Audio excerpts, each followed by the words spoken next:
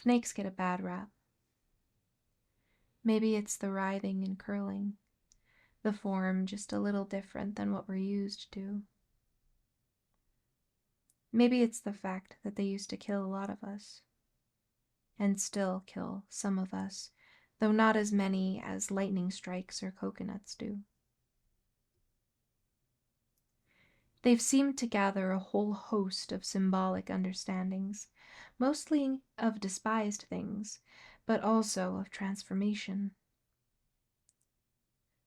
Snakes shed their skin, after all, reborn over and over, slightly bigger and shiny. If you want a snake to be nicer, you put him on a stick. The rod of Asclepius is still associated with medicine.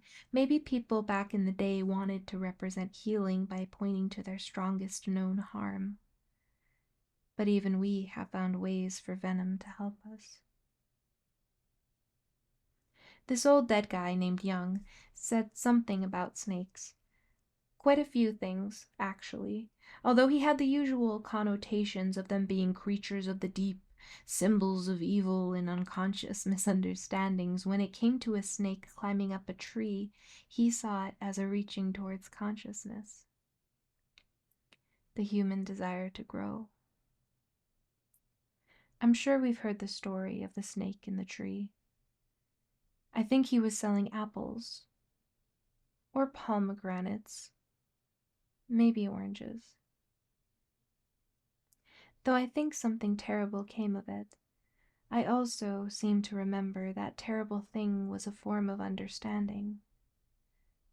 The people who bought his oranges forever afterwards were fundamentally changed. And maybe that's where that interpretation comes from, and where it starts to make a little bit more sense to me. The healing, the understanding being a commingling of extremes, or rather, the movement between them, between the understanding of good and evil pushing upward.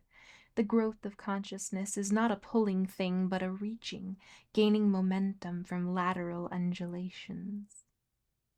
Not an evening, not a muffling. There's no stoic reclamation here, just growth entwined with knowing.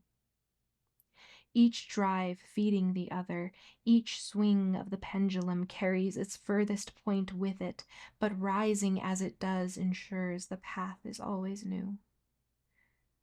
The taking of new information, however heavy, gifting the opportunity to strive ever more upward. If someone grew only in despair or ecstasy, what slant-wise posture would they be, cut off from viewing the whole? It seems to me, for us to be ourselves the most, it's needed to experience and, to a certain extent, accept everything surrounding and permeating within and without. Gathering momentum by pushing from both sides, despair and joy, towards consciousness. And what is consciousness but awareness met with understanding, as much as we can really do either? There's lessons to be found within and between the extremes. What a glorious thing it is to be a seesawed, slithering, seeing, breathing thing, capable of experiencing all sorts of horrible and wonderful things. Reaching upward like the branches of a tree towards the glorious, unceilinged thing, incomprehensible reality.